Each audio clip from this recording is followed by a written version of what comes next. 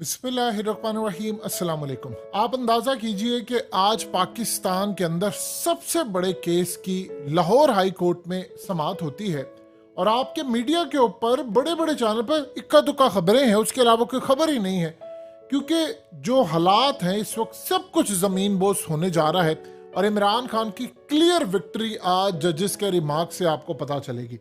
अब ये हुआ क्या है, और सबसे पहले जस्टिस उमर अता बंदियाल के रिमार्क्स अगर आप समझें तो आपको क्लियरली इंडिकेट हो जाएगा कि पाकिस्तान में इलेक्शन होने जा रहे हैं और इलेक्शन अब होकर रहेंगे।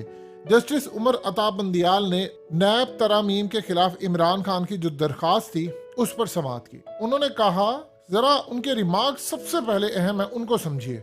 उन्होंने कहा कि नैब तरामीम के खिलाफ जो दरखास्त गुजार हैं वो इमरान खान है, ये कोई आम शहरी नहीं है। इमरान खान की हुकूमत छोड़ने के बाद भी बड़ी तादाद में अवाम की इनको पुश्त पनाही हासिल है, यानी वो अभी भी बहुत बड़े पॉपुलर लीडर हैं और बड़ी तादाद में। ये जस्टिस उमर अता बंदियाल ने क्लियरली इंडिकेट किया।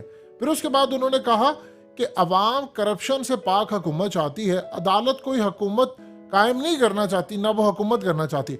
जब सियासी बहरान पैदा होता तो अदालत को मुदाखलत करना पड़ती है।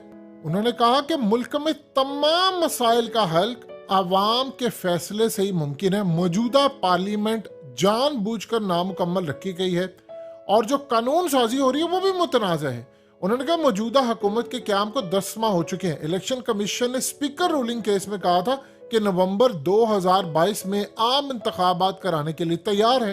उन्होंने कहा कि एक चीज आप ज़हन में रखिएगा, ये जितना बहरान है ये अवाम के फैसले से ही जो मुमकिन हो सकता है, यानी जो इलेक्शन की बात उन्होंने की कि जो अवाम का फैसला होता है उससे इसने हल होना है।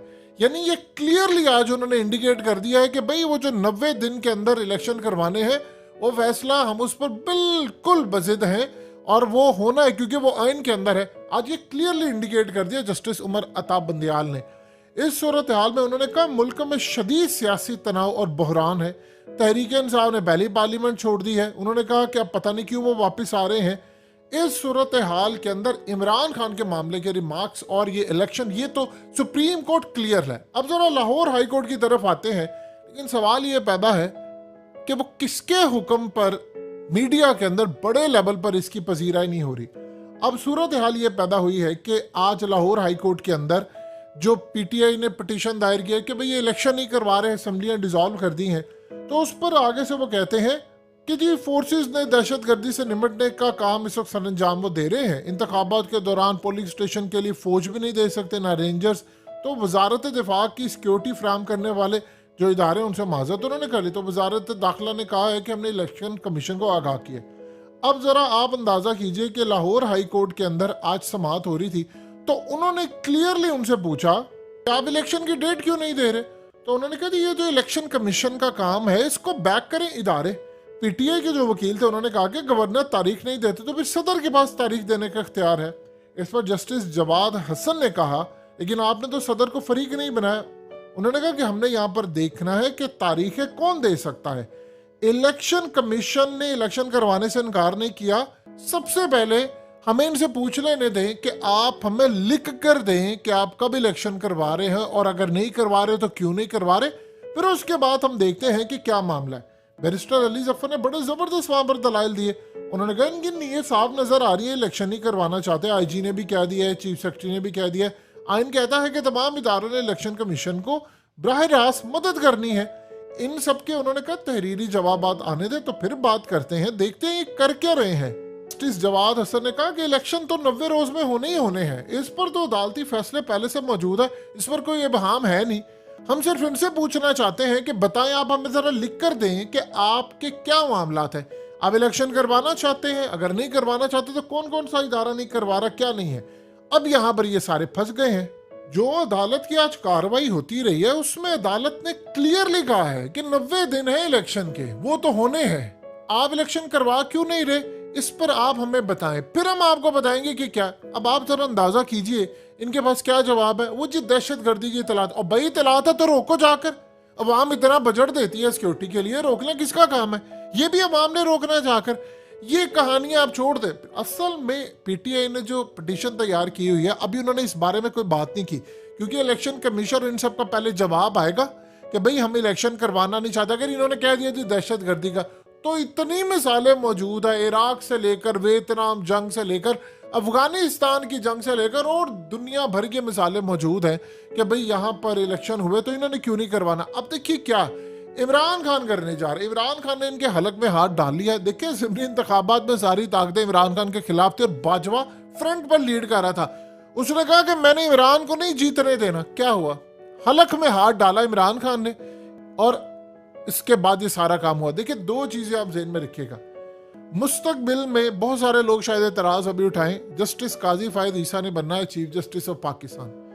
आपको पाकिस्तान के अंदर ये जो फलाना इदारा फलाने में मुदाखलत, ये पुलिस को उधर से कंट्रोल फलाना, आपको जस्टिस काजी फायद ईसा का दौर इस मामले में, रूल ऑफ लॉ के मामले में आपको याद रहेगा सारी जिंदगी। यानी बहुत सारे उनसे इख्तलाफात या आप बहुत सारी चीजें हो सकती, लेकिन इस मामले के अंदर वो बर्दाश्त नहीं करेंगे, तो वो तो आने वाले। एक चीज, दूसरा सबसे बड़ी बात ये है कि देखिए ये जो तमाशा इस वक्त चला है, वो जी फलाना नहीं कह रहा वो फलाना, भाई आपने इलेक्शन करवाने हैं, आप करवाएंगे इलेक्शन, क्यों नहीं आप करवाएंगे इलेक्शन? ये तमाशा है, हम इलेक्शन नहीं करवा सकते। देखिए आज तक इमरान खान इस बात को भूले नहीं है, ये बात आप जहन में रखिएगा कि उस रात अदालतें क्यों खुली थी। जस्टिस अतर मिनल्ला ने जो उड़ा कर रख दिया था वो पीका कानून जो पीटीआई से बाजवा ने पास करवाया था कि आप तनकीद नहीं कर सकते इदारों पर, ये आज आप देख लें क्या सूरत हाल है।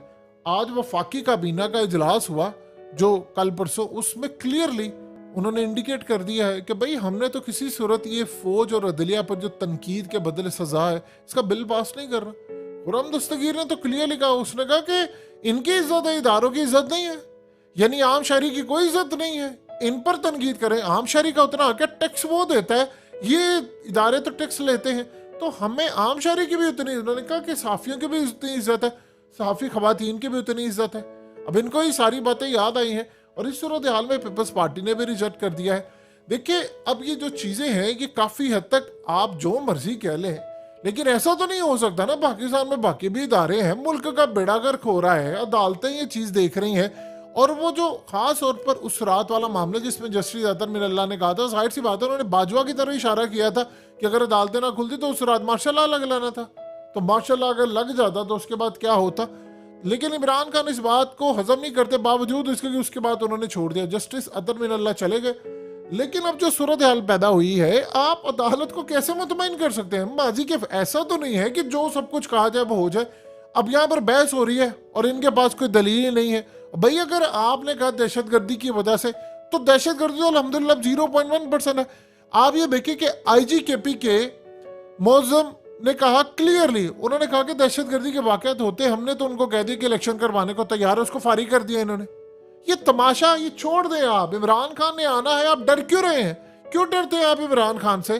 इसलिए डरते हैं कि इमरान खान ने आकर कहना कि हुकूमत जिसकी होगी उसी का हुक्म अब चलेगा, वो तमाशे खत्म हो गए। वो पीछे बैठकर पुलिस को कोई कहे इमरान खान ने आकर दोषी शरीफ कत्ल की FIR दर्ज करवानी और केस खोलना है, तो इस सूरत हाल में आप इलेक्शन को कितना रोक सकते हैं? अब आप रोक नहीं पाएंगे।